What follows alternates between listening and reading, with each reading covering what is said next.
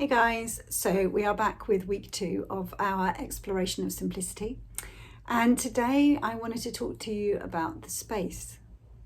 Now I know that you've heard me talk about this space before. If you haven't heard my podcast of the room, actually I think I might add that to the bottom of this module here so that you can have another listen to that in the context of this. But it seems to me that there is nothing simpler for us to explore than the space before thought. And it's so simple because you can't. It's like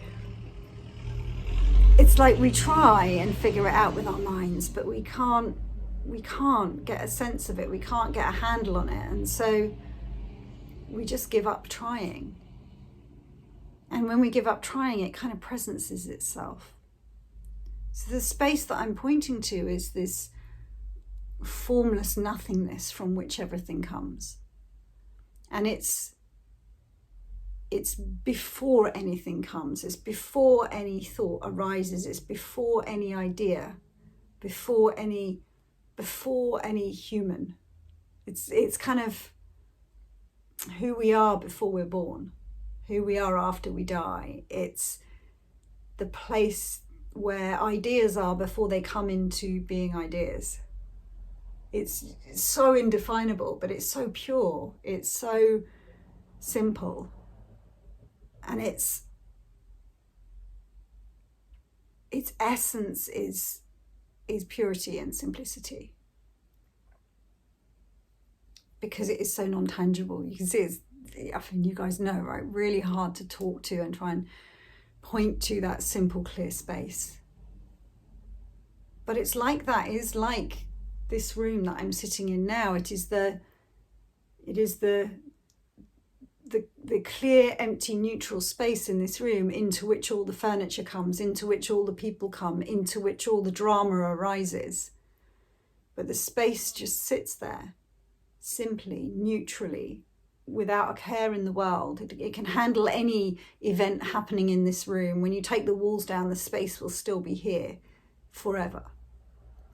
Has no beginning. Like, I can't tell you when the space in this room started, and I can't tell you when it ends. It's just ever present potential, just space.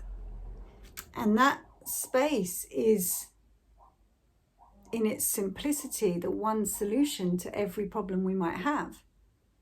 So when we're trying to figure out a logistical solution to a problem, right? When we're trying to figure out how we're going to navigate lockdown, when we try and figure out what we're going to do next with our careers, whether we should take this path or that path, whether we should go to this place on holiday or the next place on holiday, which DPOM course we're going to choose next, right?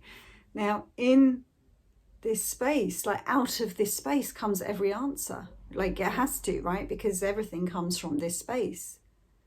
And so when we get stuck with something, this space is the place to go look. Oh, I know where the answer is. It's in the space, right? And we've got a module coming later about how the answers are in the outside, and so I won't ruin that one by talking about that now. But that idea about like, well, what should I do next? What do I do in this scenario? What do I do about my kids? What do I do about my job? What do I do next? And the answer comes from that space.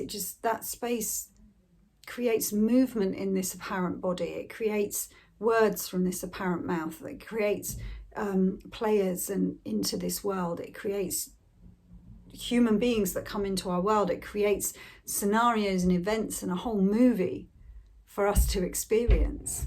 And so we get to watch what we do next. We get to realize what we do next. We get to, this space before thought is the creator of all of the things that come next.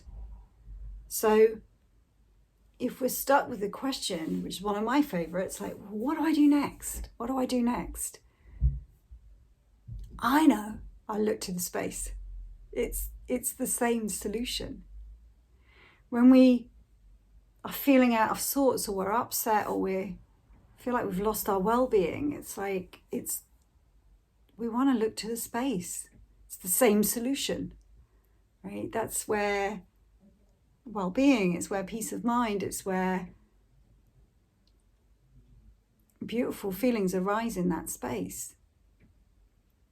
When we're stuck for a creative idea, like I want to write a book, or I want to create some art, or I want to come up with a new project, or I've got this problem and I need a new solution for it, or we've got a planetary problem and we need a creative solution to it. We want to go straight for the place. We want to go straight for this space. And we don't. We have a tendency to run headlong into thought and lean into thought and create complications and limitations and constraints through thought. And we think that's helpful. But in fact, this space is the one solution to everything. So I find myself again and again, like every conversation with a client, every Q&A call, every conversation of that nature is there's only one solution, which is we want to find that space of, we want to know the space before thought. We want to become really intimate with that space before thought. And one of the ways that we become intimate is that we start to get a respect for it, because we start to see that it is the one solution to everything. We look in our own lives, we take a look, like, don't take my word for it, go take a look, and we see that every brilliant idea we ever had came out of the blue. That no matter how much we thought about what we should do, what we could do, what we might do, what we would do, what we ended up doing could never have been any other way. It kind of came from somewhere deeper. It came from beyond us, what we ended up doing. We see that every single time without fail that we found ourselves in a beautiful feeling or in a quiet mind, it's because we've touched that space. We see the absence of thought. We see the quiet mind. We see the pure, clean experience of it. We see the truth in the fact that our well-being is always found in that space. And so when we start to get the evidence of the value of hanging out there, that's the only time when we start to hang out there more. Like, it took me a long time in this conversation of exploring the nature of thought, because it was more understandable by me. I had a kind of psychology background. I was really interested in what I thought. I was really interested in what my clients thought. I was really interested in this whole nature of thought thing. And so that element of the principle's description was really fascinating to me. And so I had a lot of respect for it. And so I got to see quite a lot about the nature of thought.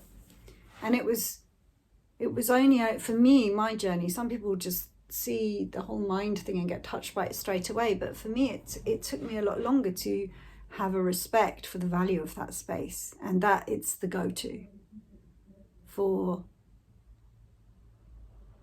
every problem that comes up in our life, every challenge, every apparent problem that occurs in our life. The answer is never more thought. The answer is always to go back to the space, to open up to the space. And that was really helpful as well for me, because Sid would say, go look inside, look within, look before, look. And you can use different words, whatever's helpful to you. But for me, opening up to the space was so helpful. Like, I understood what that meant. I understood what it meant to look to the formless. Just means to open back up to that space and let thought come to you, let ideas come to you, let solutions come to you, let a new formulation of the problem or a disappearance of the problem come to you in that space. It's a space of receiving, it's a space of listening, it's a space of presence, it's a space of openness. It's a knowing of this room, the space in this room, rather than all the stuff inside it.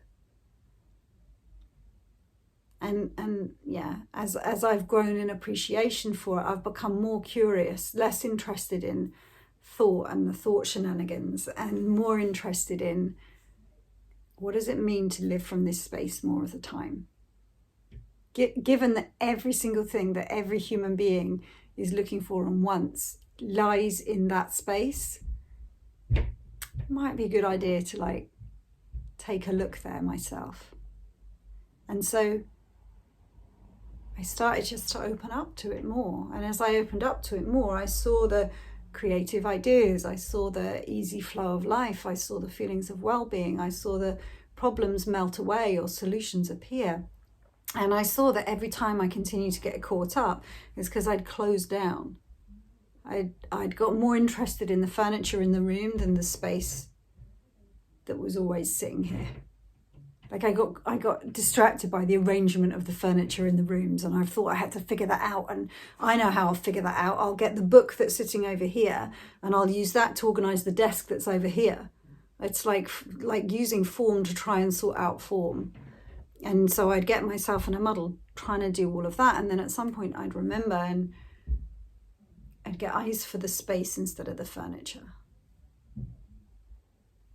And so that is my invitation for you this week, is to get curious about what you see about that space, and curious about, really honestly, when you look at your life, like how much respect do you have for that space, and how much space do you give to the space, and how willing are you to drop everything you think and open up to that space and let life appear to you rather than constantly trying to create it. Share what you see about that in the Facebook group, and I'd love to hear what you see about this simple solution, this simple one solution to every problem. Take care.